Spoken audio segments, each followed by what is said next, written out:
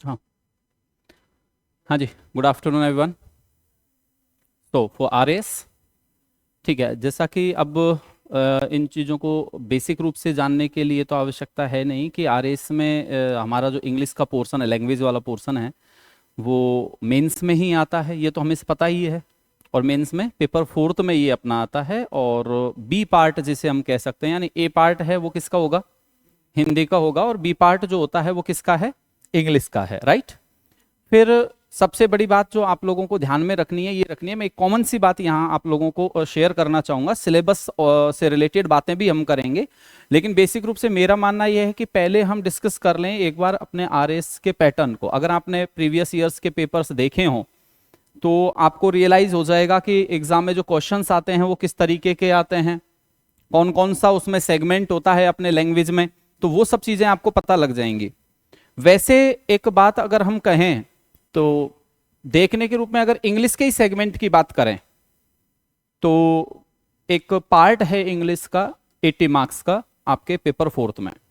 लेकिन क्या वास्तव में हमारे पेपर फोर्थ की बात अगर हम करें तो पेपर फोर्थ में जो 200 मार्क्स का होता है आपका, राइट, तो 200 मार्क्स में से इंग्लिश का कितना रेशियो रहेगा, 80 का रहेगा। यही हमें पता लगता है, ठीक है, 80 मार्क्स का रहता है।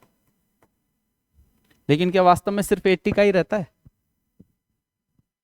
या कम होता है या ज्यादा होता है, कितना होता है अकॉर्डिंग टू यू, आपको क्या लगता है? नहीं, 80 तो सिर्फ वो पार्ट है जो हमें देखने को मिलता है, यानी प्रत्यक्ष रूप से हमें सिलेबस ओरिएंटेड दे रखा है, 80 वो है। लेकिन एक इसका हिडन पार्ट भी है, वो भी इंग्लिश से ही जुड़ा हुआ होता है। और इसका एक पार्ट होता है आपका रिलेटेड टू ट्रांसलेशन, राइट। पता है सभी को, ट्रांसलेशन दो तरीके से आता है, एक इंग्लिश टू हिंदी और एक आता है हिंदी टू इंग्लिश। लेकिन ये आप लोग अच्छे तरीके से जानते हैं कि इनमें से जो भी पार्ट होगा वो, जैसे इंग्लिश टू हिंदी, इंग्लिश का एक छोटा पैसेज होता है, उसका हिंदी में ट्रांसलेशन करना है, ये पार्ट आता है आपके हिंदी वाले सेगमेंट में। जबकि हिंदी के कुछ सेंटेंसेज आते हैं, उन सेंटेंसेज को आपको ट्रांसलेट करना है इंग्लिश में, ये इंग्लिश वाले पार्ट में आता है। लेकिन डिस्कशन जो ये किया जाता है वो इंग्लिश की ही क्लास में किया जाता है। हिंदी वाले टीचर या हिंदी पढ़ाने वाले जो सर हैं वो आपको इस चीज से रिलेवेंट कुछ भी कंसेप्ट नहीं समझाएंगे। कारण है इसका, क्योंकि ये सब कुछ जो होता है डिपेंडेंट वो किस पर होता है, इंग्लिश के रूल्स पर डिपेंडेंट होता है, ठीक है। यानी इंग्लिश से हिंदी भी अगर आप ट्रांसलेट करेंगे जो हिंदी के पार्ट में आता है, तो आप लोगों को वहां पर ये पता होना चाहिए the given sentence is related to present continuous और प्रेजेंट परफेक्ट और विच मॉडल, यानी किस से रिलेटेड है, ये प्रेजेंट इंडेफिनिट से है या प्रेजेंट कंटिन्यूअस से है या किस मॉडल से है या कौन से पैटर्न पर है, ये पैसिव स्ट्रक्चर में है या नरेशन स्ट्रक्चर में है, तो इसका ट्रांसलेशन कैसे होगा। तो ये सब कुछ डिस्कशन किसके अंडर में होता है, इंग्लिश के अंडर में होता है। तो मार्क्स भी इंग्लिश में काउंट होने चाहिए वैसे तो।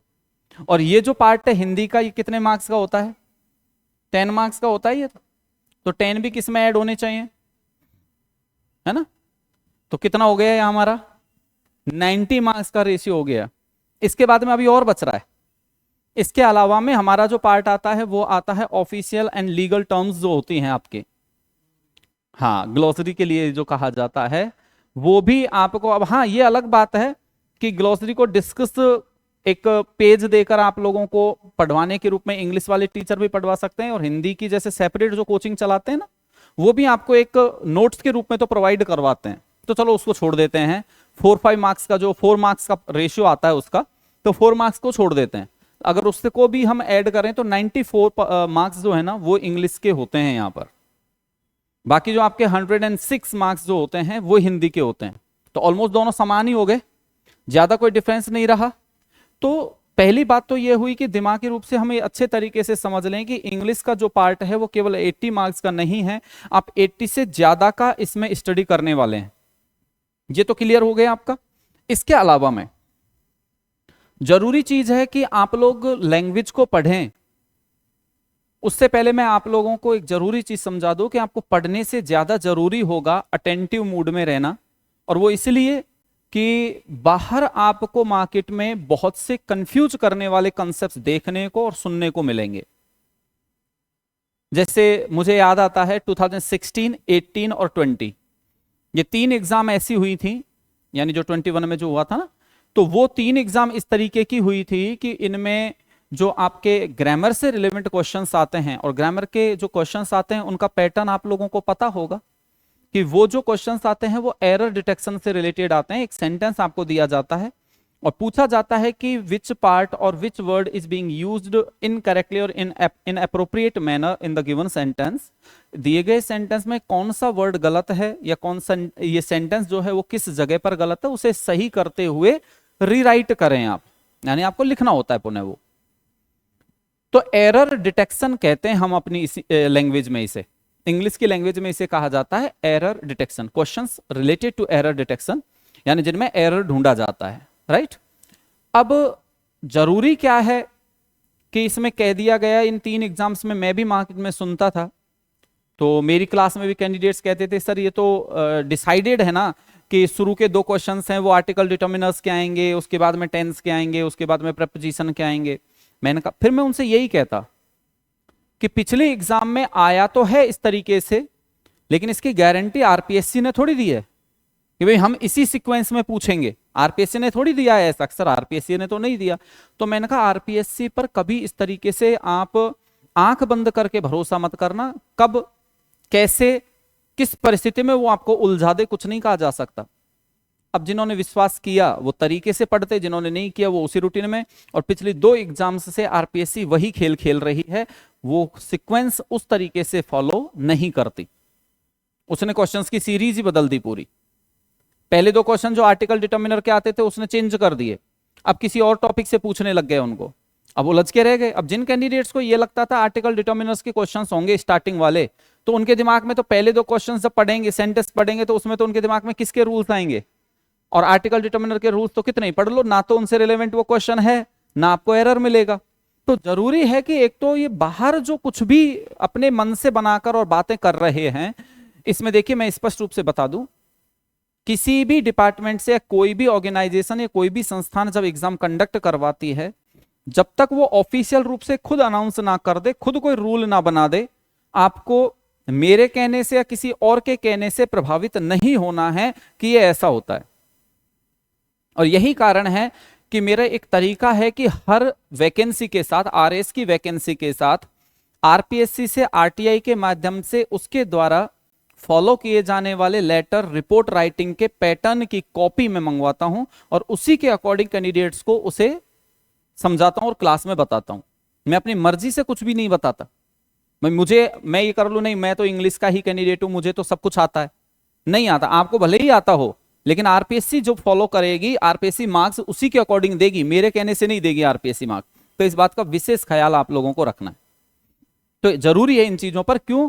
क्योंकि देखिए आप लोगों को अगर मैं बात करूं यहां पर, तो आपके टोटल 20 मार्क्स जो है ना, ये आपके शामिल हो जाते हैं। एक तो आपका इसमें पार्ट आ जाता है कौन सा, ग्रामर, और एक आ जाता है आपका कौन सा, वोकेबुलरी। दोनों सिमट जाते हैं 20 मार्क्स में। बाकी अगर आपके मैं बात करूं तो 70 मार्क्स जो है ना, वो आपके पूरा के पूरा डेस्क्रिप्टिव पार्ट और आपकी राइटिंग स्किल जो है ना उसको चेक करता है वो, जिसमें आपके 2 तरीके के ट्रांसलेशन हो गए 20 मार्क्स के। आपको पता तो है ना क्वेश्चन कौन कौन से कितने मार्क्स के आते हैं, सिलेबस आपको पता होगा। बिल्कुल जबान पर आपको सिलेबस क्लियर रहना चाहिए, क्योंकि कई बार क्या होता है, हम सिलेबस देखकर जब नहीं पढ़ते ना, तो कई बार हमारे सामने कुछ चीजें ऐसी आ जाती हैं जो हमें लगता है अरे ये हिस्ट्री का पार्ट है, ये ज्योग्राफी का है, ये इंग्लिश का है, तो डेफिनेटली सिलेबस में होगा, और वो होता नहीं और हमारा टाइम वेस्ट हो जाता है। सिलेबस आपके सामने रहना चाहिए, बेवजह की चीजें हमें नहीं पढ़नी है। तो यहां पर देखिए मैं आपको काउंट करके फटाफट से बता दूं, मैंने 70 इसलिए बताया है, वो 10 मार्क्स जो आपके ट्रांसलेशन के हैं वो भी मैंने ऐड ऑन कर दिए हैं इसमें, राइट। तो 70 मार्क्स फिर अब कौन से निकले, तो देखिए 20 मार्क्स तो हो गए आपके किसके, 2 तरीके के ट्रांसलेशन के, एक हिंदी में आता है, एक इंग्लिश में आता है। एक हो गया आपका अनसीन पैसेज 10 मार्क्स का, एक हो गया प्रेसी राइटिंग, एक लेटर राइटिंग, और उसी के ऑप्शन में आ जाता है रिपोर्ट राइटिंग। क्लियर है? एक आ जाता है आपका एलोबरेशन और एक आ जाता है आपका पैराग्राफ राइटिंग। 10 मार्क्स के हो गए। 70 मार्क्स ये हैं आपके, और 20 मार्क्स में आपकी वोकेबलरी और ग्रामर शामिल होती है। क्लियर है कंसेप्ट? इस तरीके का आपका पैटर्न है। तो ज्यादा रेशियो जिस तरफ है, मेहनत भी हमें ज्यादा उसी तरफ करनी होगी। अब आप ये देखो, इन 20 मार्क्स में से इसके आते हैं 10 मार्क्स और इसके आते हैं 10 मार्क्स। ये वो पूरी डिक्शनरी में से कहीं से भी पूछ सकता है, ये तो मानते हो आप भाई। सिनोनिम एंटोनिम वन वर्ड वगैरह है, पूरी डिक्शनरी याद कर लोगे क्या? नहीं, पॉसिबल नहीं है। कोशिश कर सकते हैं हम, जितना हो जाए हमसे याद उतना करने का प्रयास करेंगे, लेकिन पूरी डिक्शनरी तो पॉसिबल नहीं है। और जब पूरी डिक्शनरी पॉसिबल नहीं है तो इसमें मार्क्स भी पूरे आने की गुंजाइश नहीं होती। भाई आ जाए वो अलग बात है कि हो सकता है आपने जो पढ़ा वही एग्जाम में आ जाए, तो मार्क्स भी आ सकते हैं, लेकिन गारंटी थोड़ी है। तो इनकी तरफ आप पूरी गारंटी ले नहीं सकते, इसकी तरफ पूरी गारंटी ले नहीं सकते आप। ग्रामर में भाई आपको उस टाइम पर वो रूल बैठे बैठे नहीं बैठे, समझ में आए वो सेंटेंस, आए आए नहीं आए, कोई भरोसा थोड़ी है। तो इसमें आप इतनी गारंटी नहीं ले सकते, लेकिन ये जो है पूरा की पूरा आपकी मेहनत पर डिपेंड करता है। और आप इसमें इजीली, मैं थोड़ा सा वैसे आप लोगों को बता रहा हूं कि आप लोगों को स्टडी किस तरीके से करनी है, कि कम मेहनत में बेहतरीन रिजल्ट कैसे निकाला जाता है। सब कुछ आपके, देखिए मैं थोड़ा सा इस पॉइंट को यहीं पर छोड़कर और आगे बताता हूं आपको। प्री किस पैटर्न पर होता है आपका? ऑब्जेक्टिव होता है, मल्टीपल चॉइस का होता है। उसमें जो सब्जेक्ट्स आते हैं वो मेंस में भी होते हैं या नहीं होते हैं? होते हैं। मेंस में फिर आपके उन सब्जेक्ट से जो क्वेश्चंस आते हैं, एक ही टाइप का क्वेश्चन आता है या अलग अलग टाइप के क्वेश्चंस आते हैं? अलग अलग टाइप के आते हैं। अलग अलग टाइप के कौन से? पहले आपके आता है 2 मार्क्स वाला, 2 मार्क्स, 5 मार्क्स और 10 मार्क्स। वर्ड लिमिट अगर हम देखें तो 15 वर्ड्स, 50 वर्ड्स एंड 100 वर्ड्स। अच्छा एक बात बताओ, क्या चेक करना चाहता है मेंस में आपकी? वो knowledge, writing skill, knowledge plus writing skill. और राइटिंग स्किल ही चेक करना चाहता है कि अगर सिर्फ राइटिंग स्किल उसको चेक करनी हो, केवल, मतलब चेक तो करना चाहता है राइटिंग स्किल, लेकिन राइटिंग स्किल ही अगर चेक करनी हो उसे, तो एक ही टाइप का क्वेश्चन नहीं दे सकता क्या वो? या तो 50 वर्ड्स वाला दे दे, या 100 वाला दे दे, या फिर 15 वर्ड्स वाला दे दे, कोई एक ही दे देगा। लेकिन नहीं, इसके अलावा कुछ और भी चाहता है वो। जैसे अभी आप कह रहे थे 15 वर्ड्स वाले क्वेश्चंस देकर वो ये जानना चाहता है कि आप किसी भी बड़े कॉन्सेप्ट को कैसे समराइज करके, कैसे प्रिसाइज करके लिख सकते हैं। ये आपकी लैंग्वेज एबिलिटी को दर्शाता है कि आप किसी भी, और यही कारण है कि लैंग्वेज वाला जो पार्ट होता है उसमें आपके एक तो संक्षिप्तीकरण हिंदी में आता है और आपके प्रेसी राइटिंग यहां अपने इंग्लिश में आता है। इसके पीछे का कारण यही है। जब आपको 50 मार्क्स के क्वेश्चंस वो पूछता है, तो 50 मार्क्स के क्वेश्चंस पूछने के पीछे उसका उद्देश्य ये होता है, वो नहीं होता जो 2 मार्क्स की वो 15 वर्ड्स वाले क्वेश्चन को पूछते समय होता है। नॉलेज प्लस उसी टाइप को आप, अब कई बार उसमें क्वेश्चंस इस तरीके के आते हैं। अच्छा इस चीज में एक कंसेप्ट देखो, जब आपसे हिंदी में निबंध लेखन करवाया जाएगा, कितने वर्ड्स में करवाया जाता है? 250। वेरी गुड, ये जरूरी है आपको एक एक वर्ड, एक एक कंसेप्ट क्लियर होना 250 में। वहीं यूपीएससी में जब हम लिखने जाते हैं तो वहां ऐसे 1000 का होता है। अब आप बताइए, एक ही टॉपिक है, यहां आपसे लिखवा दिया 250 में, वहां लिखवा दिया 1000 में, कैसे पॉसिबल है? और उसी कंसेप्ट को रिप्रेजेंट करने के लिए 50 वर्ड्स और 100 वर्ड्स वाले क्वेश्चंस आपको दिए जाते हैं कि अब कम अपना जो वास्तविक जो एबिलिटी है, वास्तविक नॉलेज है, उसको रिप्रेजेंट कीजिए यहां पर। और जिसने इस कंसेप्ट को समझ लिया कि what is the purpose behind this 3 types of questions, यानी इन 3 टाइप के क्वेश्चंस देने के पीछे उसका क्या पर्पस है, उसका क्या मोटो है, वो जिस दिन आपके समझ में आ गया, आपके लिए वो कंसेप्ट इजी हो जाएगा। और वही आपको लैंग्वेज में अप्लाई करना है। यहां मैं ये कहता हूं कि थोड़ी सी आप और जगह मेहनत करते हैं ना। अब की बार का मेंस का पेपर जो पिछली बार हुआ था उसको देखते हैं आप। पेपर का लेवल था जो 3 पेपर है ना आपके, फर्स्ट सेकंड थर्ड, उनमें क्वेश्चन कहीं से भी पूछ लिया गया। कितना पढ़ोगे आप? एक ही क्वेश्चन वो कहीं से भी उठा के पूछ लेता है। कुछ कर सकते हैं हम वहां पर? नहीं कर सकते। लेकिन ये जो लैंग्वेज वाला पार्ट है ना आपका 4th पेपर, ये लिमिटेड है। इसमें वो हर कहीं से नहीं पूछ सकता, लिमिटेड सोर्स हैं आप उसके पास पूछने के, लिमिटेड रूल्स हैं, उन्हीं रूल्स में से पूछेगा। वो सेंटेंस को अगर घुमा फिरा के पूछ रहा है और अगर आप उलझ रहे हो तो उसके पीछे का कारण है कि क्लास में आपकी ढंग से प्रैक्टिस नहीं हुई, सिर्फ ये कारण है उसका, और कोई कारण नहीं है। तो लैंग्वेज लिमिटेड है और ये 70 मार्क्स वाले जो 7 सेगमेंट हैं, 10 मार्क्स के 7 सेगमेंट हो गए। मैं एवरेज निकाल के यहां बताता हूं, आप तो ज्यादा नहीं 6 मार्क्स लेकर चल लो कि हर पार्ट में आउट ऑफ 10 6 मार्क्स आप ले आते हो, और लाना कोई बड़ी बात नहीं है। लेटर राइटिंग में फिक्स स्ट्रक्चर होती है, उस स्ट्रक्चर को फॉलो करते हुए थोड़ा सा आप लिखकर जब आते हो ना, 6 मार्क्स आना इजी है। लोगों के 7 8 मार्क्स तक आते हैं लेटर राइटिंग में तो। लेकिन फिर मैं एवरेज इसलिए बता रहा हूं कि हो सकता है आपसे कई बार पैराग्राफ इतना अच्छा नहीं बैठे, उसमें 5 आ जाएं, किसी में 7 आ जाएं, तो एवरेज मैंने निकाल दिया कितना, 6। इसको मल्टीप्लाई कर दो किससे, 7 से, कितना हो गया, 42 मार्क्स हो गए। और इसमें भी हम यही रेशियो लगा लेते हैं, इसमें भी 20 में से कितने मार्क्स की पॉसिबिलिटी मान लेते हैं, 12। भाई 6 क्वेश्चंस तो इसमें कर देंगे हम, और 6 के करीब वर्ड्स जो है ना वो इसमें भी हमें आ ही जाएंगे इतने से, तो 12 इसके हो गए। तो कितने हो गए टोटल, 54 हो गए। ये केवल इंग्लिश का पार्ट है आउट ऑफ 90। अब आपका बचा 110 किसका, हिंदी का। मेरे ख्याल से यहां आपने 90 में से जब 54 लाए हैं तो ये आपका रेशियो रहा है कितना परसेंट, 60% ही रहा है मेरे ख्याल से, है ना। 60% मैं कह रहा हूं, यहां पर आप ला के दिखा दो, 60 छोड़ो आप तो मुझे टोटल 60 मार्क्स ला के दिखा दो यहां से। जबकि हिंदी में ज्यादा पॉसिबिलिटी है आपकी, बहुत कम बता रहा हूं मैं। हिंदी में अगर थोड़ी बेहतरीन तरीके से आप स्टडी कर लो ना, पूरे संधि, समास, उपसर्ग, प्रत्यय, पर्यायवाची, विलोम, आपके वाक्यांश के लिए शब्द, समानार्थक शब्द, ये ऑलमोस्ट, और मुहावरे, कहावतें सब सही जाती हैं। ये विद्यार्थी का सहज ही कंसेप्ट जो होता है ना, कोई एकाध गलत जाता है। संधि निश्चित होती है, निश्चित शब्द पूछे जाते हैं, आरपीएससी के पिछले पेपर्स को उठा के देख लो, निश्चित शब्द हैं उसके पास, उन्हीं को बार बार रिपीट करके पूछता रहता है वो।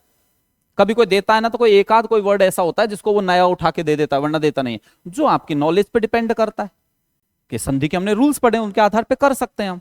हाँ, कहावतों में कई बार वो ऐसी कहावत उठा के दे देता है जो हमने कभी सुनी नहीं हो, उसकी प्रैक्टिस कर सकते हैं। तो बहुत कम मार्क्स बता रहा हूं मैं, 60, और 60 अगर इसमें आप ले आते हैं तो मेरे ख्याल से 114 हो गए क्या, 114 मार्क्स तो नहीं करते हुए, बिल्कुल हम लो लेवल से चल रहे हैं ना, तो भी गेन कर सकते हो आप। लेकिन स्ट्रेटजी चाहिए। सुनने में तो बड़ा अच्छा लग रहा है, अच्छा 114 आ सकते हैं क्या सर, फिर तो मजे हो गए हमारे।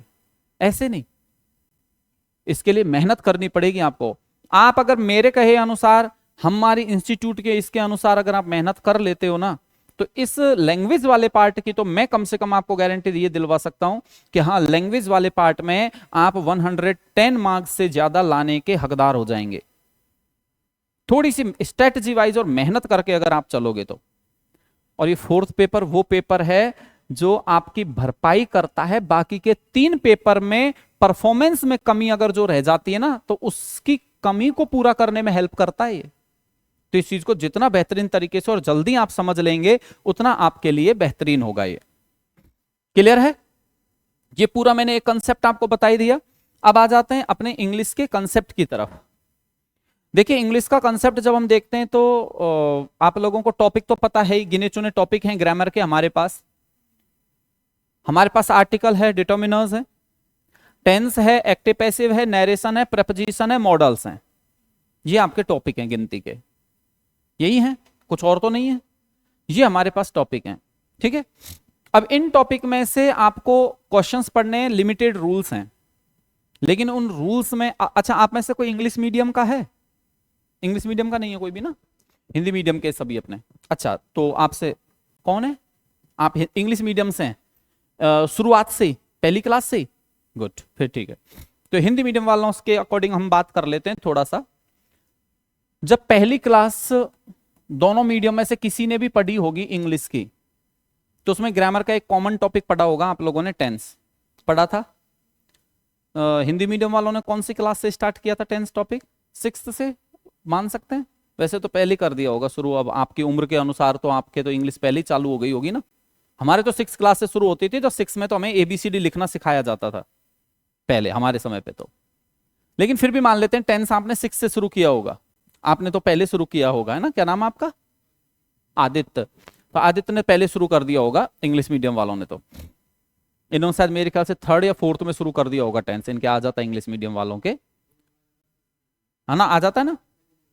तो अब आप मुझे एक बात बताओ, 10th टॉपिक हमने पढ़ा, तब से पढ़ रहे हैं। 6 क्लास से भी अगर हम एवरेज लेते हैं, 6 में पढ़ा, 7th में भी आया था, 8th में भी आया था, 9th में, 10th में, 11th 12th तक आया था। ग्रेजुएशन जब आपने की होगी तो वहां कंपलसरी इंग्लिश में भी आया था। ये टॉपिक पीछा नहीं छोड़ रहा। अच्छा, इतना पढ़ लिया आपने इस टॉपिक को, कम से कम नहीं करते 7 या 8 वर्ष तो पढ़ा ही है आपने, है ना? 5 6 7 8 वर्ष पढ़ लिया आपने। कितने कैंडिडेट हैं जो कॉन्फिडेंस के साथ कह सकते हैं कि सर इतना पढ़ा है इसको, तो इसमें से तो कहीं से भी क्वेश्चन पूछ लो हम जवाब दे देंगे? है कॉन्फिडेंस? नहीं है। क्यों नहीं है? इसके पीछे की गलती आपकी नहीं मानता मैं, इसके पीछे की गलती हमारी मानता हूं। क्या गलती मानता हूं? मैं 6 क्लास में आपको पढ़ाने आया इंग्लिश, मैंने आपको कहा 10th पढ़ेंगे बेटा अपने, ओके सर। मैंने कहा चलो लिखो, जिन हिंदी वाक्यों के अंत में रहा है, रही है, रहे हैं आता है वो प्रेजेंट कंटिन्यूअस होता है। इसमें इज़ आर हेल्पिंग वर्ब आती है, ING फॉर्म आपके मेन वर्ब की लगानी होती है। राम खाना खा रहा है, सीता नाच रही है, वह पुस्तक पढ़ रहा है, वह विद्यालय जा रहा है। ये आपको कुछ गिने चुने वाक्य लिखवा दिए, लिखवाए कि नहीं? ऐसे ही लिखवाते हैं।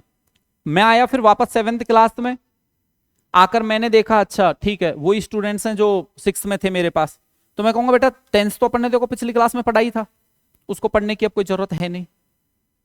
फिर भी अगर मेरा मन करेगा, मेरा दिल पसीजेगा ना, तो मैं पढ़ाऊंगा, तो फिर वही पढ़ाऊंगा जिन हिंदी वाक्यों के अंत में रहा है, रही है, रहे हैं आता हो प्रेजेंट कंटिन्यूअस। इसके अलावा कुछ नहीं पढ़ाया गया एक्स्ट्रा में हमको।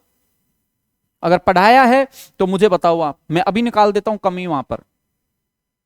आप सभी यहां जयपुर के रहने वाले हो क्या? लोकल? अलग अलग स्कूल में पढ़े हुए होंगे, सब एक स्कूल के तो नहीं है। लेकिन आप कभी, आपका कोई दोस्त हो कोई दूसरे सिटी का, राजस्थान के किसी दूसरे डिस्ट्रिक्ट का हो ना, तो भी उससे पूछना।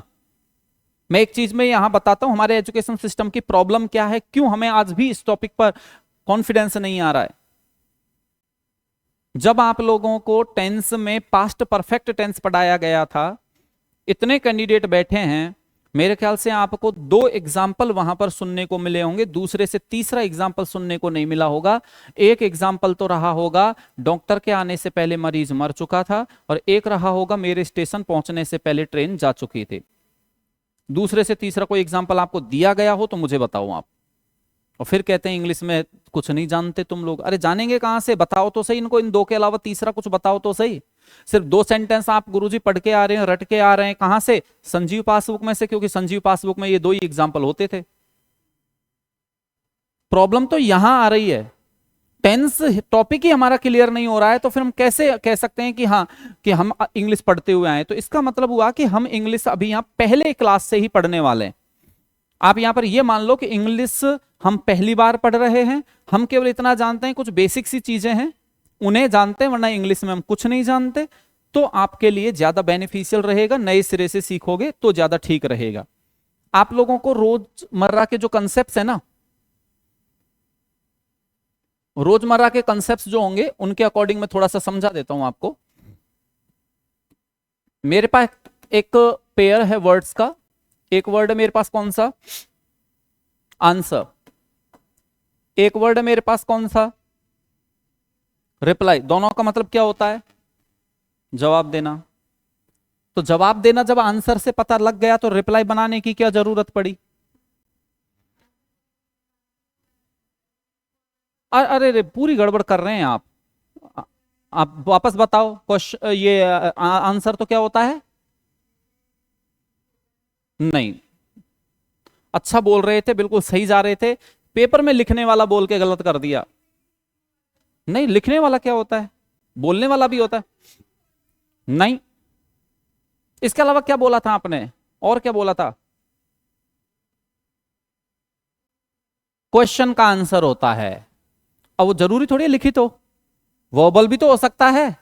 लेकिन सही जवाब दे रहे थे, लिखने वाला बोलकर गड़बड़ कर दी पूरी। Response to a question is called answer and response to a statement is called reply.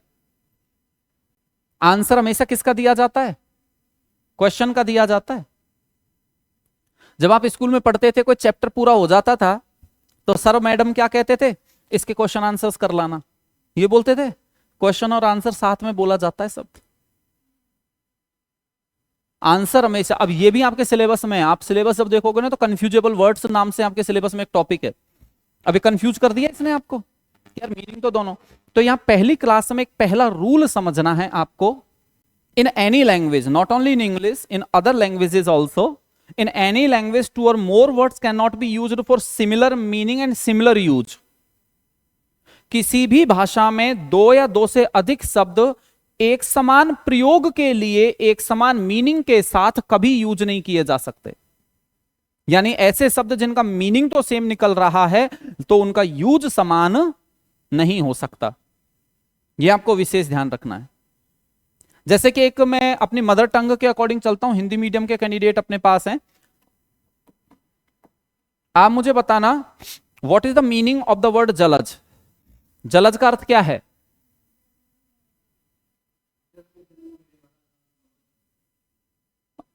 सिर्फ एक चीज बोलो, मैं क्या मानूं, कमल या जल में जन्म लेने वाला?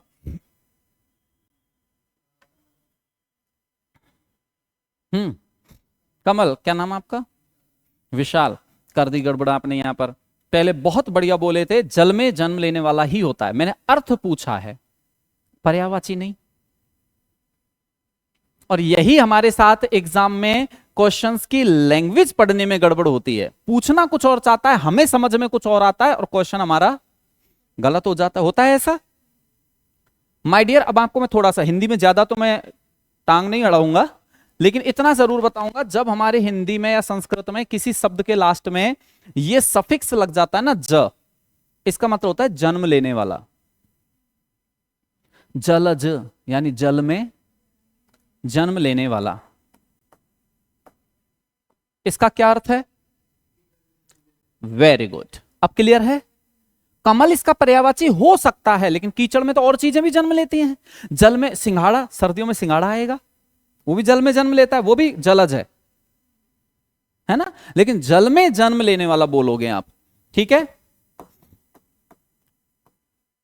ये क्या है? नीर में जन्म लेने वाला। तो यही चीज आपको समझनी है कि वो पूछना क्या चाहता है। अब यहां पर मेरे सामने देखो, जय का मतलब जन्म लेने वाला हो गया, दय का मतलब देने वाला, धी का मतलब धारण करने वाला। तो जलधी सागर हो गया उसका पर्यायवाची, जल धारण करता है वो। जलद बादल हो गया, क्योंकि जल देता है वो। समझ में आ गई बात? दय जब भी लगता है। इसी प्रकार से आपका एक वर्ड आता है, कौन सा? द्वि यानी दो बार, जय यानी दो बार जो जन्म लेता है वो द्विज कहलाता है। तो जो भी प्राणी अंडे से जन्म लेता है वो क्या कहलाता है? द्विज कहलाता है। ब्राह्मण नहीं, जिसका भी यज्ञोपवीत संस्कार होता है, ये जरूर ध्यान रखना। ब्राह्मण याद नहीं रखना है आपको।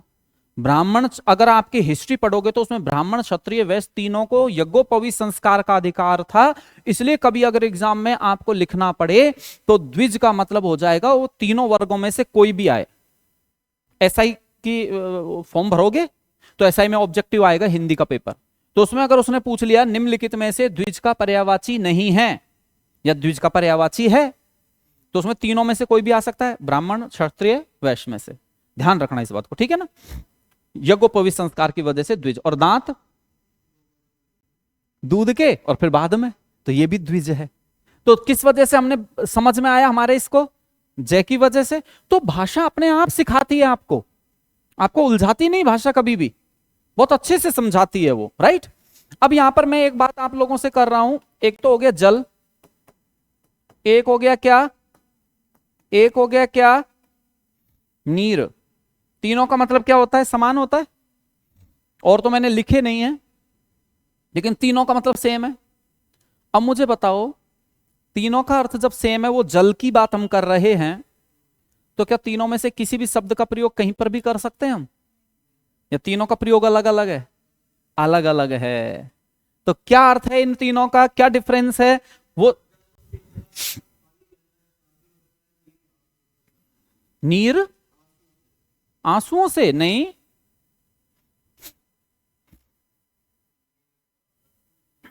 जल और पानी में क्या अंतर है? पीने योग्य होता है। पानी पीने योग्य हो सकता है, पानी भी गंदा भी हो सकता है, मतलब कुछ भी होता है वो पानी होता है। तो समुद्र में पानी होता है या जल होता है?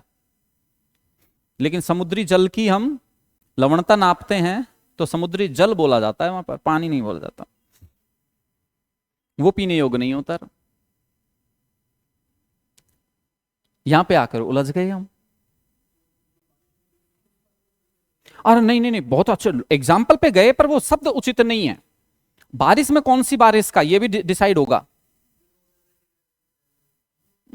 चलो अपन आगे बढ़ेंगे थोड़ा सा। आपने एग्जाम्पल बहुत अच्छा लिया, मैं जनरली ये एग्जाम्पल देता हूं, लेकिन किस जगह पर होगा बारिश, कौन से समय की बारिश है, उसको नीर कहेंगे या जल कहेंगे, वो डिपेंड करता है, अभी बताते हैं। अच्छा, आप में से मंदिर जाता है कोई? कौन कौन जाता है महादेव जी के मंदिर? कौन कौन जाता है? अच्छा, आप जाती हो, और तुम जाते हो, और आप जाते हो। क्या करने जाते हो वहां? पानी अभिषेक थोड़ी करते हो, पानी चढ़ाने जाते हो, जल चढ़ाने? जल चढ़ाने। मेहमान आता है तो उसको क्या बोलते हैं? पानी ग्रहण करो या जल ग्रहण करो? जल ग्रहण करो। जल नहीं, पानी नहीं बोलते, सम्मानजनक शब्द नहीं होता वो। जल जो होता है वो सम्मानजनक होता है, ठीक है? तो एक सम्मानजनक या विशाल राशि जो होती है ना, विशाल मात्रा में जो होता है, उसके लिए हम क्या यूज करते हैं? जल यूज करते हैं, विशाल मात्रा में। तो इसीलिए जल राशि, विशाल जल राशि बोलते हैं, समुद्री जल बोलते हैं, नदी जल बोलते हैं, वहां जल आता है। पानी कोई भी हो सकता है, जो आपने बताया था, बिल्कुल कोई भी हो सकता है, गंदा भी हो सकता है, साफ भी हो सकता है, पीने योग्य हो सकता है, पीने के अयोग्य भी हो सकता है, कुछ भी हो सकता है वो। पानी तो कुछ भी हो सकता है। अभी गर्मी है, आपको कैसा चाहिएगा? ठंडा चाहिएगा, तो वो आप पानी नहीं हो सकता, वो कुछ और होगा। फिर आते हैं हम नीर पर। नीर क्या है? नीर वो होता है जो हमें संतुष्टि प्रदान करे। क्या प्रदान करे? संतुष्टि प्रदान करता है। और अब आते हैं आप वाले एग्जाम्पल पर, बारिश के जल के लिए। भीषण गर्मी के बाद जब बारिश होती है तो वो तपती हुई धरा को क्या प्रदान करता है? संतुष्टि देता है। और यही कारण है कि बादल का एक नाम नीरद भी रखा गया है। क्या रखा गया है? कभी भी बरस जाए वो तो जलद है, कभी भी बरस जाए तब तो जलद है वो बादल, लेकिन तपती धरा पर बरसकर उस तपती धरा को संतुष्टि प्रदान कर रहा है, तो उस बादल को किसकी उपमा दोगे? नीरद की दोगे। और इसीलिए कभी भी देखा। अच्छा, मंदिर क्यों जाते हैं हम? आत्मिक संतुष्टि के लिए। और यही कारण है कि ईश्वर की वंदना में जब कभी भी शब्द आते हैं ना, तो नीर से बने हुए शब्द का प्रयोग वहां किया जाता है। भगवान श्री राम की स्तुति में बोला जाता है, श्री रामचंद्र कृपाल भजमन हरण भव भय दारुणम, नव कंज लोचन कंज मुख कर कंज पद कंजारुणम, कंदर्प अगणित अमित छवि नव नील नीरद सुंदरम। नीरद, नीर देने वाला, यानी संतुष्टि देने के, आपको देखकर हमारे मन को संतुष्टि मिलती है, इतने सुंदर हो आप। वहां भगवान राम की स्तुति हो रही है। तो जिस जगह, एक्चुअली मैं ये क्यों बता रहा हूं मैं आपको, ये कारण है, आप जब डेस्क्रिप्टिव पार्ट अटेम्प्ट करेंगे, हिंदी में जब पल्वन करेंगे, हिंदी में जब निबंध लेखन करेंगे, इंग्लिश में जब आप पैराग्राफ राइटिंग और एलोबरेशन करेंगे, तो उचित शब्द का प्रयोग, जो कहते हैं ना काव्य रूपी शब्दों का प्रयोग जब आप करेंगे ना, तो मार्क्स वो अपने आप देगा। मार्क्स अपने आप, मार्क्स छीनने की क्षमता होनी चाहिए आपके अंदर, और वो क्षमता लेखन शैली से आती है। उचित जगह पर उचित शब्द का प्रयोग होना चाहिए। अच्छा, एक बात बताओ, मैंने यहां पर बताया जलज का मतलब भी पर्यायवाची में कमल है, और पंकज का मतलब भी कमल है। तो पंकज, पंकज का मतलब कीचड़ में जन्म लेने वाला। तो कोई परिस्थिति ऐसी आ जाती है, वहां पर आप किसी व्यक्ति की तुलना करना चाहते हो, तो किस व्यक्ति की तुलना पंकज से करोगे? उस व्यक्ति की जिसने विपरीत परिस्थितियों में रहकर भी अपने आप को साबित कर दिखाया हो। पंकज कीचड़ में जन्म लेकर भी, कमल जो होता है उससे निर्लिप्त रहता है, उसे पवित्र मानते हैं। यानी गंदगी में जन्म लेकर भी उसने अपने आप को साबित कर दिखाया कमल ने। तो वैसे ही कोई व्यक्ति विपरीत परिस्थितियों में रहा हो, गलत लोगों के बीच में रहा हो, लेकिन उनकी संगति से, कुसंगति से उस पर कोई फर्क नहीं पड़ा हो, अपने आप को फिर भी उसने उनसे निर्लिप्त रखा हो, उस व्यक्ति की तुलना अगर आपको कभी पैराग्राफ राइटिंग में, निबंध लेखन में या पल्लवन में करनी हो तो किससे करनी है? अपने आप मार्क्स देगा वो एग्जामिनर। ये विशेष याद रखना है। ये लेखन शैली है आपकी। इस लेखन शैली के अकॉर्डिंग जब आप चलोगे तो कौन कहता है मार्क्स नहीं आते? मार्क्स आएंगे आपके। लेकिन इसके लिए एकदम से आप ऐसा नहीं कि आज मैंने बोल दिया, आपने सुन लिया कि ठीक है सर कर देंगे, ऐसे ही तो अप्लाई करना है, कर देंगे। ऐसे नहीं होते अप्लाई, उसके लिए मेहनत करनी पड़ेगी। आप ये अपने दिमाग में अच्छे से बिठा लो कि हमें सर हमारे सिलेबस में डिस्क्रिप्टिव पार्ट में जैसे लेटर है, रिपोर्ट है, पल्लवन है, निबंध है, पैराग्राफ है, एलॉबरेशन है, जो भी है ना, उनके नहीं करते हुए कम से कम 15-15 एग्जाम्पल तो हमें करने ही हैं, लिखने हैं। कम से कम 15 निबंध लिखने हैं, 15 पैराग्राफ लिखने हैं, 15 पल्लवन लिखने हैं, 15 एलॉबरेशन लिखने हैं। इतने लिखने हैं हमको कि आपकी भाषा उत्कृष्ट हो जाए अपने आप ही। महाकवि माघ भीनमाल के रहने वाले थे, सब जानते हो आप, जिन्होंने शिशुपाल वधम लिखा था, एकमात्र ग्रंथ लिखा था पूरे जीवन में, लेकिन महाकवि की पदवी दी गई थी उनको। उनके साथ जैसा हुआ था ना, वैसा आप करोगे तो डेफिनेटली आप भी एक उच्च स्तर पर पहुंचोगे। वो कहा जाता है उनके बारे में कि रोज कुछ लिखते और अगले दिन जब अपने लिखे हुए को पढ़ते तो उस लिखे हुए में उनको कमी नजर आती, उसे हटा के नए सिरे से सुधार के लिखते, फिर उसे और बेहतरीन तरीके से लिखने का प्रयास करते। और लिखते लिखते कई वर्ष गुजर गए, तब उन्होंने जो उत्कृष्ट रचना की, उस रचना का नाम है शिशुपाल वधम। तो वैसा ही हमें करना है यहां पर, राइट। तो ये जब तक आपका टारगेट पूरा नहीं हो जाए, मैं कहता हूं आप लोगों को, मैं जब क्लास में प्रैक्टिस करवाता हूं, आज तक कोई विद्यार्थी ऐसा नहीं निकला जिसने 5 निबंध लिखने के बाद में ये कहा हो सर अभी मुझे निबंध लिखना नहीं आया। 5 तो बहुत ज्यादा हो जाते हैं। क्यों? क्योंकि मेरा पैटर्न क्या है, एक निबंध लिखवाया उससे, मैं जनरली शुरुआत हिंदी से ही करता हूं। हिंदी मीडियम के कैंडिडेट है तो हिंदी में भी ये चीज आती है, उसको फिर इंग्लिश में ट्रांसलेट करवाता हूं। इससे क्या हो जाता है, एक तीर से 2 शिकार, एक पंथ 2 काज हो जाते हैं। ट्रांसलेशन टॉपिक भी हो जाता है और लेखन शैली भी सुधर जाती है अपने, है ना।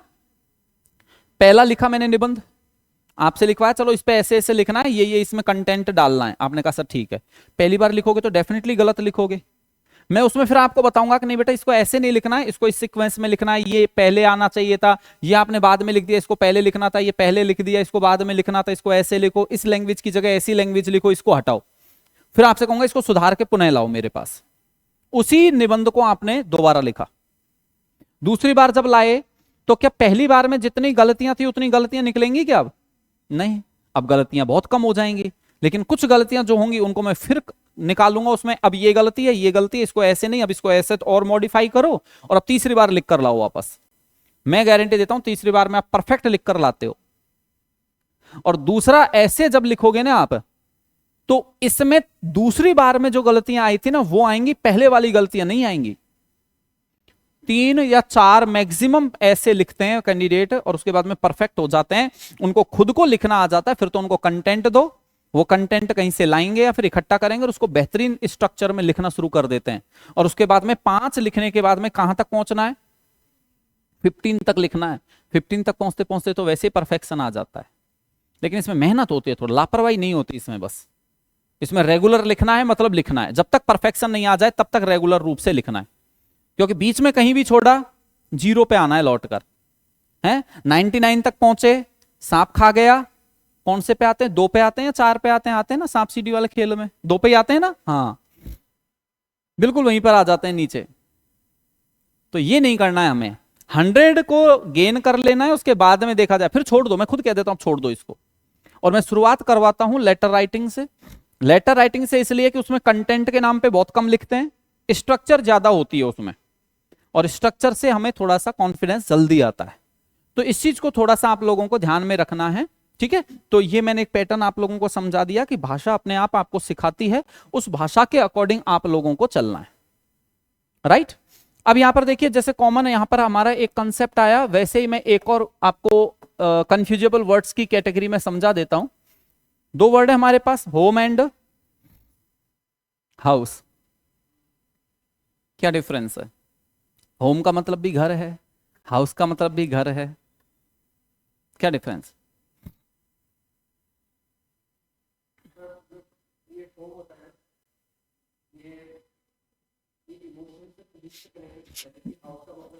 एक बार इसको एलोबरेट करो, इमोशन फीलिंग कहां होती हैं? परिवार को इंग्लिश में बोलो, फैमिली। Very good. बस ये मेरी थोड़ी सी आदत है कि जब तक आपसे अप्रोप्रिएट वर्ड नहीं निकलवा लूं ना, तब तक आपको टोकता ही जाता हूं मैं। और इसलिए थोड़े दिन के लिए तो मैं क्या लगता हूं, आप लोगों को बुरा लगता हूं कि अरे यार इतना टोकते हैं, ये मतलब है। लेकिन एक्चुअल में मेरा इसके पीछे का एक लॉजिक है, मैं आपको जो बताऊंगा ना वो लिमिटेड टाइम के लिए होता है। मुझे कितना सा टाइम लगता, मैंने होम लिखा, आपसे पूछा, आपकी तरफ मुड़ा ना, इतने में तो मैं लिख देता फैमिली। लेकिन आपसे आंसर निकलवाने का अलग ही आनंद है और उसका अलग ही रिजल्ट होता है, वो परमानेंट होता है। अब आप कभी नहीं भूलोगे इस चीज को, भूलोगे क्या? नहीं भूलोगे कि सर को मैंने बताया था तो मुझे तो याद रहेगा। तो होम का मतलब ही क्या है? फैमिली है। होम का सिनोनिम क्या होता है? फैमिली होता है। एंड देन हाउस, गुड, यानी बिल्डिंग कह सकते हो। गुड, राइट, बहुत बढ़िया, शाबाश। बिल्डिंग जो होती है ना उसको हम हाउस कहेंगे। अब थोड़े से एग्जांपल ले लेते हैं। Guest house, very good. ऐसी बिल्डिंग जहां किनको रोका जाता है? कॉफी हाउस, ऐसे बिल्डिंग जहां क्या मिलती है? कॉफी। यूएसए का प्रेसिडेंट हाउस क्या है? White house. ऐसा हाउस जिसका कलर कैसा है? व्हाइट है, बोला जाता है ना। लेकिन कई घरों के बाहर मैंने लिखा देखा है क्या? हैप्पी होम लिखा देखा है, हाउस नहीं होता वहां। इसका मतलब वहां उस बिल्डिंग की विशेषता बता रहे हैं, फैमिली की। गुड, यानी यहां रहने वाली, इस बिल्डिंग में रहने वाली फैमिली जो है उसका नेचर कैसा है? हैप्पी है ना। ऐसा ही लिखा हुआ आप लोगों ने देखा होगा, स्वीट होम लिखा रहता है। स्वीट होम का मतलब यहां रहने वाली फैमिली का बिहेवियर कैसा है? Sweet behaviour. ऐसे थोड़ी होगा कि जब हम इसको बिल्डिंग मान लें और स्वीट होम लिखा हुआ है, हम कहीं से गुजरे, हमने देखा अरे स्वीट होम लिखा हुआ है, हम इधर उधर देखे, कोई देख तो नहीं रहा, उसको फिर ऐसे इस तरीके से जीभ लगा के देख के आए कि मीठा लग रहा है कि नहीं लग रहा है। ऐसे थोड़ी है। हम बिल्डिंग की बात थोड़ी कर रहे हैं, हम तो किसकी बात कर रहे हैं? फैमिली के बिहेवियर की, राइट। बहुत बढ़िया। तो ये चीज कंफ्यूजेबल वर्ड्स की कैटेगरी में आती है और इसको आप फॉलो करते हुए जब चलेंगे, डेली की क्लास में आपको कुछ वर्ड्स हैं जो ऐसे पढ़ने होते हैं। तो डेली लाइफ में जब आप इनको डेली रूटीन में जब यूज करते चलते हैं ना, तो बहुत इजीली हो जाता है। जैसे कट का मतलब क्या होता है? कट यानी, हाँ, काटना। ट्रिम का मतलब काटना। चॉप का मतलब भी काटना। स्लाइस यानी भी काटना। और बाइट यानी भी काटना। दांतों से नहीं, अब इसमें हम आगे बढ़ेंगे, हालांकि मैं पूछूंगा आगे अपन। अभी तो आपने बोल दिया, चलो कोई नहीं। दांतों से बोलना स्पष्ट रूप से तो ठीक नहीं है, क्योंकि मॉस्किटो बाइट भी होता है, मच्छर काटता है, तो मच्छर तो दांतों से नहीं काटता। तो कुछ और है इसका मतलब, तो वो अपन डिटेल में, मैं एक भी चीज छोड़ के नहीं जाऊंगा आपके लिए, हर चीज का लॉजिक समझाऊंगा। बाइट का मतलब भी काटना ही हो गया एक प्रकार से। रीप का मतलब भी काटना। हार्वेस्ट का मतलब भी काटना। प्रून का मतलब भी काटना। क्या किसी भी जगह कोई भी शब्द लगा दोगे? नहीं, सबका अलग अलग मतलब है, सबका अलग अलग यूज है। किल का मतलब मर्डर यानी, एसेसिनेट यानी राजनीतिक, धार्मिक या प्रसिद्ध व्यक्ति की हत्या की जाए, यानी हत्या करना ही है, ठीक है। मैसेकर यानी भी हत्या करना, नरसंहार होता है। मैसेकर यानी भी हत्या करना है, ठीक है। लिंच यानी भी हत्या करना। एग्जीक्यूट यानी भी हत्या करना। मतलब सभी का मतलब हत्या करना है। कहीं पर भी कोई भी शब्द लगा दें क्या? नहीं। तो इसका मतलब है कि हर एक, स्ले का मतलब भी हत्या करना है। स्लॉट यानी भी हत्या करना ही। स्लॉटर हाउसेज होते हैं।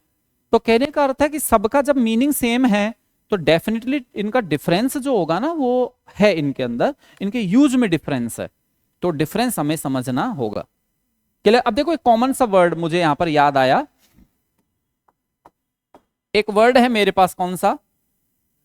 वेनम यानी जहर, गुड। और एक वर्ड है कौन सा? पॉइजन मानी भी। क्या अंतर है दोनों में? चलो आज इसको बताइए आप। अच्छा, बिच्छू में क्या होता है? पॉइजन होता है।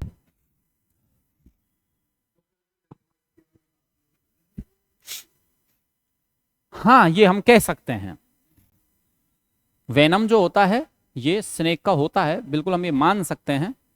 इसके अलावा और भी होता है, पर सर कई स्नेक्स होते हैं जिनमें वेनम नहीं होकर पॉइजन होता है।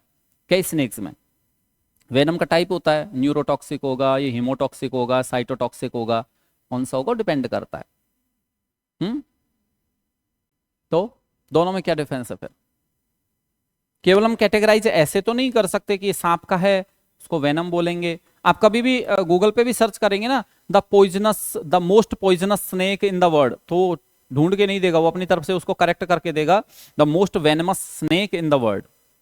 वो वेनमस कर देता है उसको, पॉइजनस होता नहीं है क्योंकि स्नेक में। अच्छा चलिए, मैं एक क्वेश्चन पूछ लेता हूं आपसे। सांप का जहर है, आपको पीने के लिए दे दिया जाए, पी लोगे? नहीं, क्यों, क्या दिक्कत है? एलोबरेट करो आप। देखो, सिविल सर्विसेज में जाना चाहते हो ना, तो एक तो आपको हेजिटेशन तो बिल्कुल ही छोड़नी है। हम्म। अलग अलग भाषा में अलग अलग शब्द हो जाता है इसका। जहर वर्ड अपने हिंदी का वर्ड नहीं है, ये उर्दू वर्ड है। हिंदी का वर्ड विष ही होता है। पहले अपने यहाँ पर कभी भी देख लेना, आपके हिस्ट्री में विष कन्याएं बनाई जाती थी, जहर कन्या नहीं बनती थी। जहर वर्ड बाद में आया। जैसे होता है ना, दुर्ग और किला में क्या अंतर है, मैं जनरली क्लास में पूछता कभी, तो कैंडिडेट कहते सर दुर्ग तो क्या होता है जहां मुश्किल से पहुंच पाया जाता है, किला जहां आसानी से पहुंच सकते हैं। अरे दादा ऐसा नहीं है, किला बाद में आया है, उर्दू का वर्ड है किला। हमारे जीवन में इतना समा गया है ना, हमें अब डिफरेंस नहीं पता, इसलिए हम ऐसा करते हैं। आप कहते हो खाना खा लो, खाना क्या है?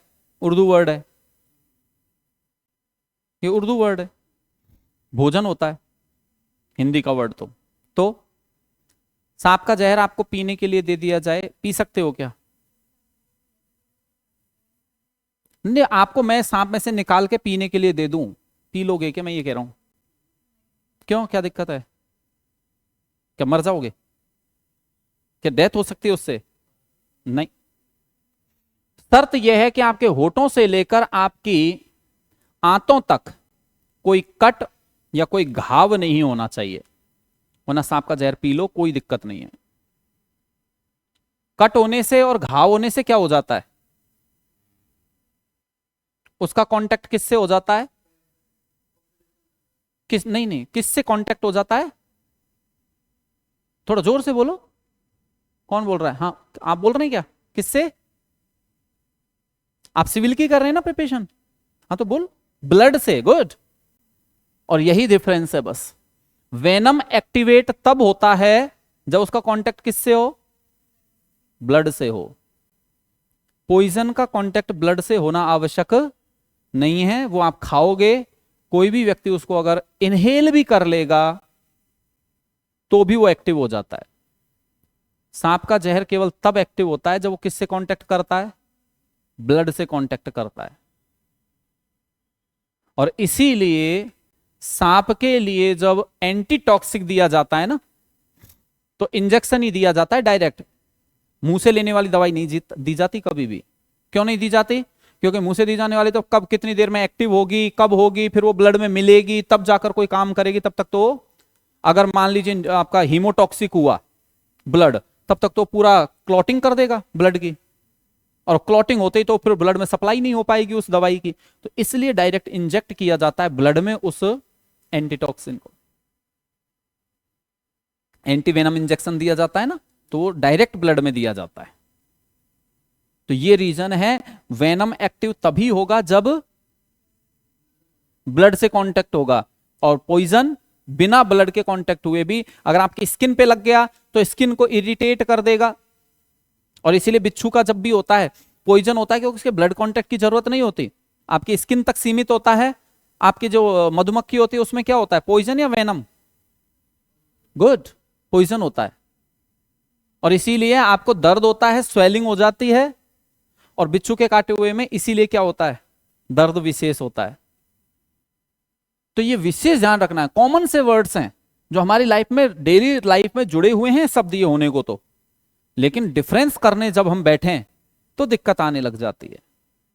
तो विशेष याद रखिएगा। मैंने एक बार पूछ लिया था ऐसे कि सांप का जहर अगर पीने के लिए यूज में ले लें तो फिर कि सर दिक्कत है। मैंने कहा क्या दिक्कत है, हमारे गांव के कुएं बावड़ी वगैरह जो है उनमें तो खूब पड़े रहते हैं। कि तो सर वो तो इतना बड़ा जलराशि का स्रोत है ना, तो उसमें इतने जल में, इतने पानी में सांप का जहर जो मिल जाता है तो डाइल्यूट हो जाता है, तो वो क्या असर दिखाएगा। मैंने कहा मुद्दा ये नहीं है असर दिखाएगा कि नहीं दिखाएगा, बड़ी जलराशि से मतलब नहीं, वो ब्लड से कांटेक्ट होना आवश्यक है।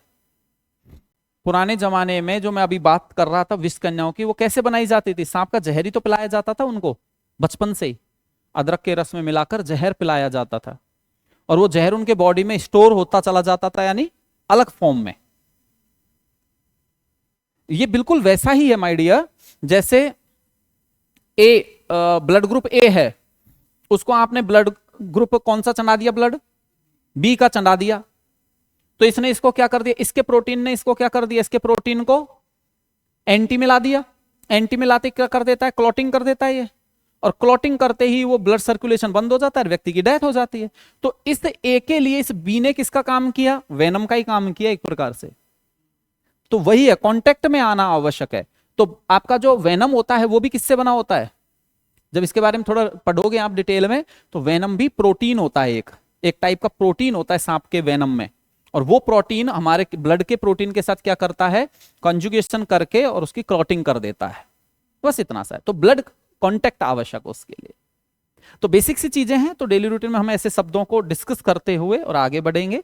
ओवरऑल मैंने आप लोगों को एक डिस्कशन करके और कंसेप्ट समझाई दिया कि आपको कैसे प्रिपरेशन करनी है।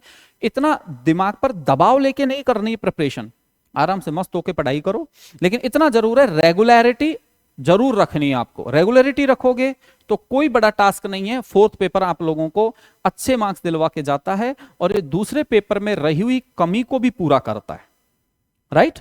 तो इस चीज को थोड़ा सा आप लोगों को ध्यान रखना है। बाकी नेक्स्ट शेड्यूल से जो क्लास आपकी होगी उसमें हम टॉपिक को डिस्कस करना स्टार्ट करेंगे, सिलेबस को डिस्कस करना स्टार्ट करेंगे, यानी सिलेबस में जो आपके हैं।